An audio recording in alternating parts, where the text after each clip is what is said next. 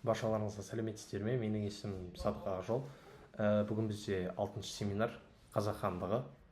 Ендеше бастасақ, 15-ші ғасырдың ортасында Дешті Қыпшақ даласында Алтын Орда мен Әбілқайыр хандығының әлсіреуі нәтижесінде жаңа этносаяси күш қалыптасты. Бұл қазақ хандығы болатын.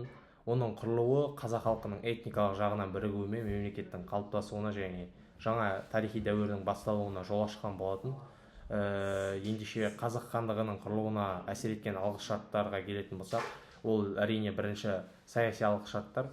Алтын Орданың 14-ші ғасырдың соңында әлсіреуі және бірнеше ұсақ хандыққа бөлінуі, және де Әбілқайыр хандығының билік үшін тоқтаусыз соғыстары, ханның рулық топтармен қарым-қатынасының нашарлауы, өзбек ұлысының ішінде ру тайпалық хан билікке наразылығы әсер еткен болатын. Ендеше этникалық алғышарттарына келетін болсақ, 13-15 ғасырларда қазақ жерінде Қыпшақ, Арғын, Найман, Қоңырат, Керей, Дулат және тағы да басқа тайпалардың біртіндеп этникалық жағынан жақындасып, қазақ атауымен танылған этнос қалыптаса бастаған болатын.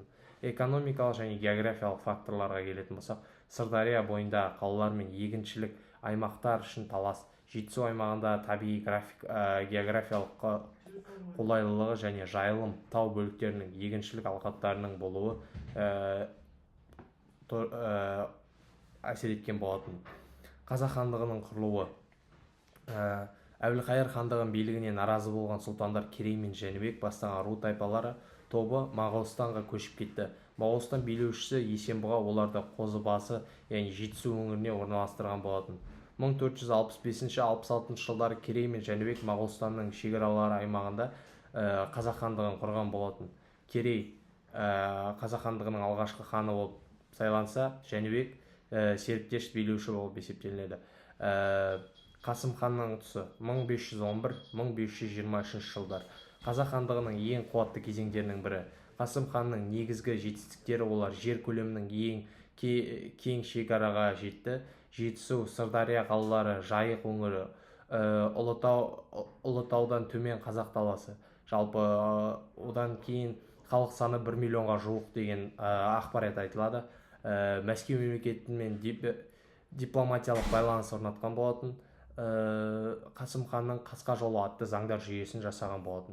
Одан кейін тақта Мамаш, Тахир, Бұйдаш, Әнжан сұлтандардың билігі тұсында ішкі алауыздық күшейген болатын. Сырдария қалалары үшін шайқастар үздіксіз болды. Одан кейін Хақназар хан тарихта ең ұзақ билеген хан болып есептелінеді. Қазақ хандығын 1538-1580 жылдар аралығында хан болып сайланған. Қазақ хандығын қайта біріктірген болатын. Ноғай ордасының көп бөлігін қазақ хандығына қаратты.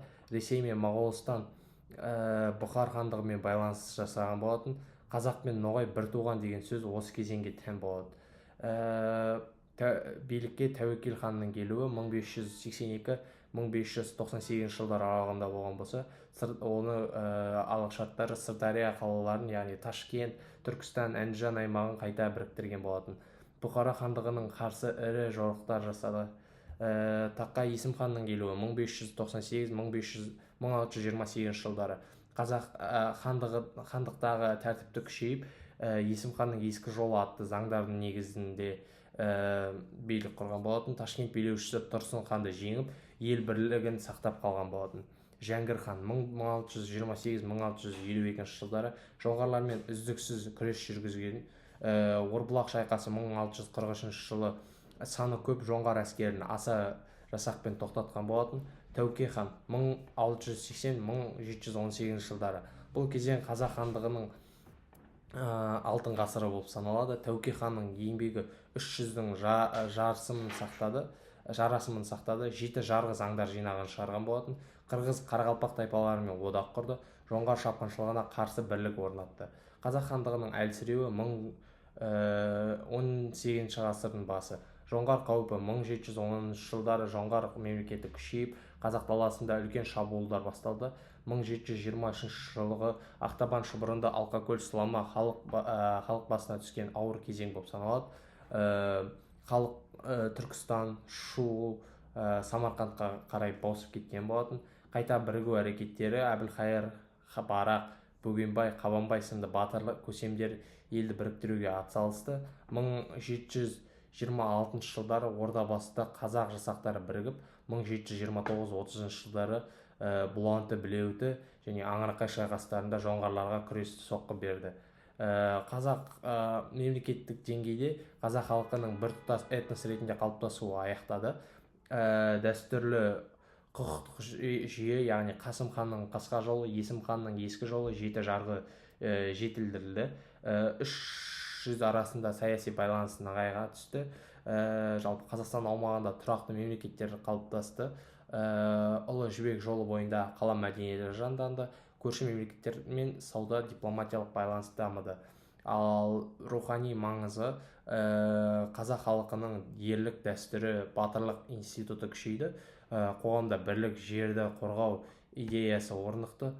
Және қазақ хандығының құрылуы Қазақстан тарихының ең маңызды оқиғаларының бірі.